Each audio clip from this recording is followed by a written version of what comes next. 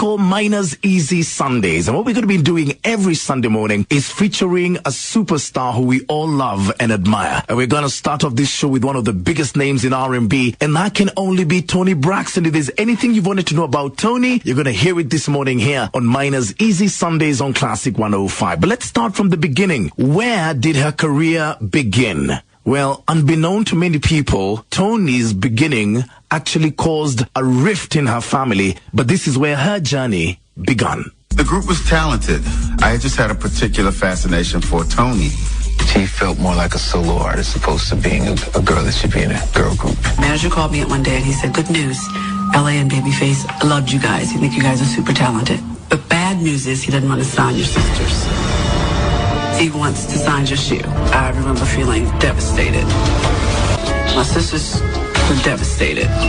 She had tough decisions to make because of her sisters, and she wasn't so keen on moving away from them. I remember I called my manager and told him no. Told Babyface, and I said no. But Toni's sister Tracy tearfully pushed her to reconsider. She was crying, bawling, I'm bawling, and she said, you know what? Maybe you can go put out a record, and then you can come back and get us. And I said, okay, Tracy, maybe I can do that. We kind of always thought she's the younger Anita Baker. We knew that, there was something that was there. From there, my career went from 0 to 60 in 6 months. It completely changed.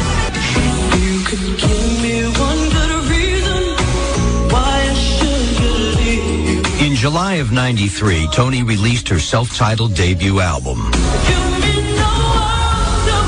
She did every single thing we asked her to do, every promotion, every little club, every little bar, and the result was that she became hugely successful. It was an incredible roller coaster ride. I remember the feeling. Sometimes I look back on it and I can't believe that actually happened to me. I was that fortunate, that blessed. We called her the First Lady of LaFace. She was our diva. That was our girl. Clive had Whitney, Tommy had Mariah, and we had Toni, and we were proud. In March of '94, Toni won her first 3 Grammys. And the Grammy goes to Toni Braxton, including one for Best New Artist. I have to thank my parents who are here with me today to support me, my sisters. Thank you. She never actually really liked this song. She never thought it's going to be a hit. She never thought it would. But like Babyface and L.A. Reid believed, Toni Braxton did well when she was selling Heartache. That's Unbreak My Heart on Classic 105, your number one station for good times and great hits. Welcome to Miners Easy Sundays. And this morning we are featuring the R&B legend that is Toni Braxton. So she was underway in working with L.A. and Babyface. And actually with Babyface, it has morphed into almost a musical marriage. But what's the story behind Unbreak My Heart? Listen to Toni Braxton. Unbreak My Heart was a mournful ballad about love lost, written by legendary hitmaker Diane Warren. When I heard it, I went crazy and said, oh my God, this is a monster. This is a monster record. But when Toni first listened to the song, hated it, did not like it. I just didn't get it. So yeah, okay, it's a little Disney, I don't get it. LA calls me, you have to do this song. Do this song. I promise you it'll be the biggest song of your career.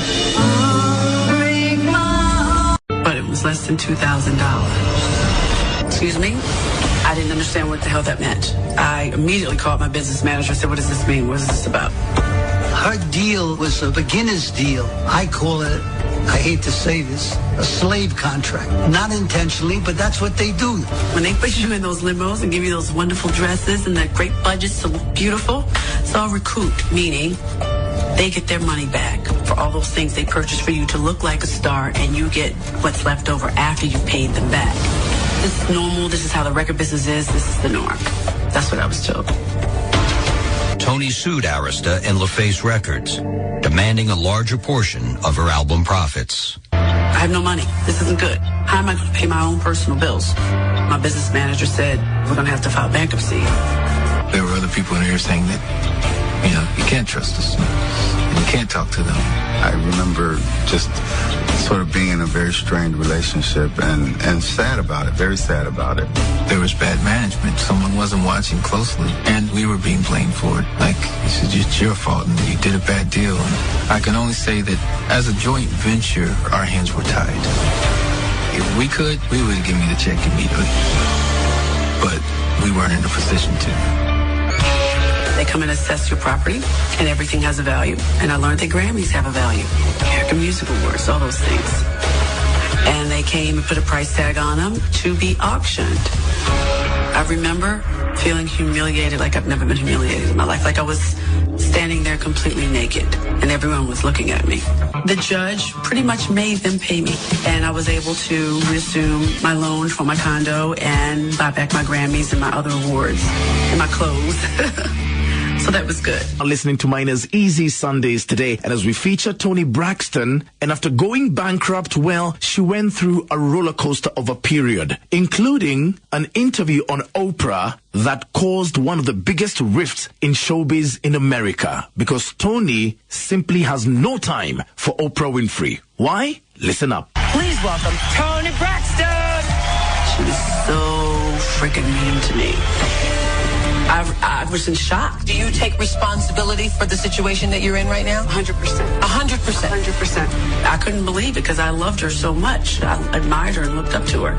And she pretty much reprimanded me. I read that you were upset about stories that your overspending caused this. She says to me, I hear you have Gucci flatware. I'm Oprah Winfrey and I don't have Gucci flatware. First of all, I didn't know Gucci made silverware. You ain't got Gucci flatware because you didn't want to buy it. It's not because you couldn't afford it. What did you mean?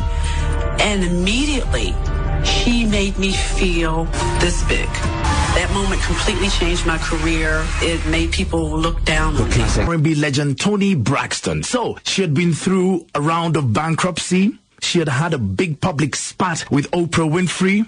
What was next for Toni? It all had to do with love, her children, her heartbreaking episode in Vegas, and discovering something about her child that she never, ever knew. It was a traumatizing period for her, more so when she was diagnosed with a disease that she had never even heard of.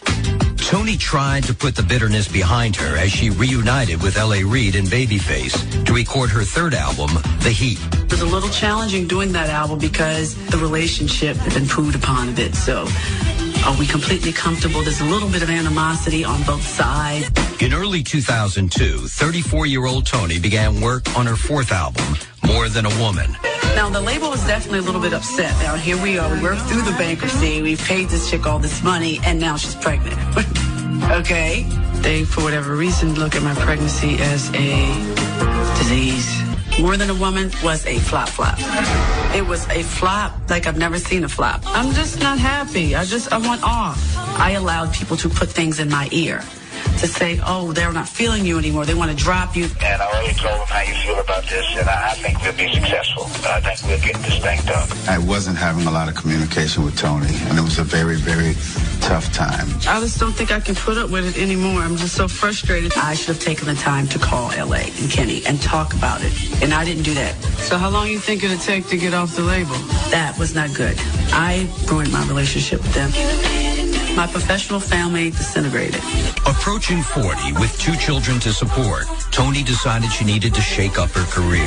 Her husband, Kerry Lewis, became more involved in her management, and she made a bold move to Las Vegas to do a nightly show at the Flamingo Hotel with her sisters singing backup.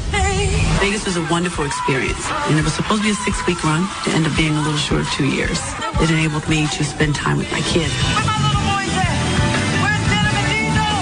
And that was the great part. It allowed me to be a parent and a performer.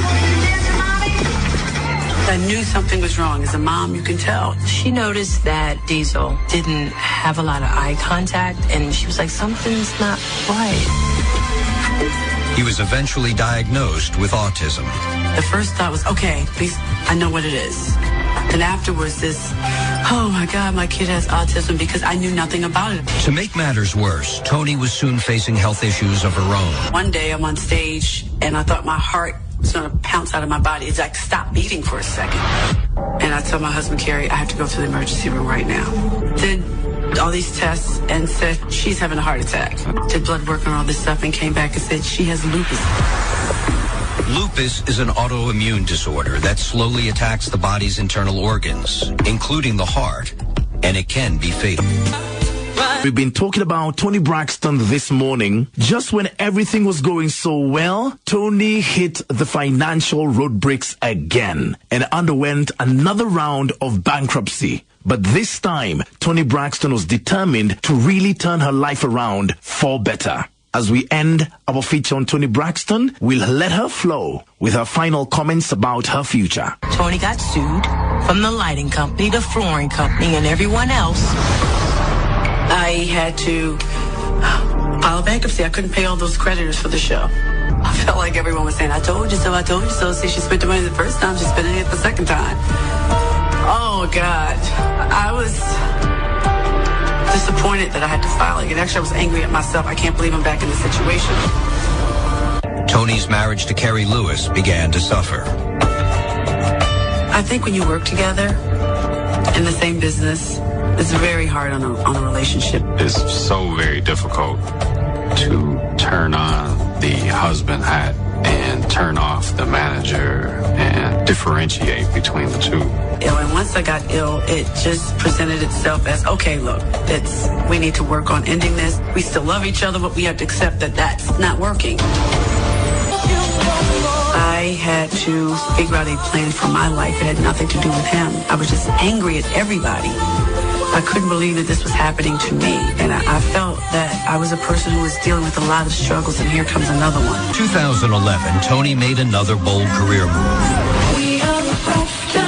agreeing to appear in a reality TV series. Toni, what you making? Shabu shabu? Yo, money, let me call you back, right? It definitely makes me feel like, okay, I'm helping my family. But then I discovered that they really didn't need any help. There would be no Braxton Family Values without Toni Braxton. I take my hat off to her for giving us this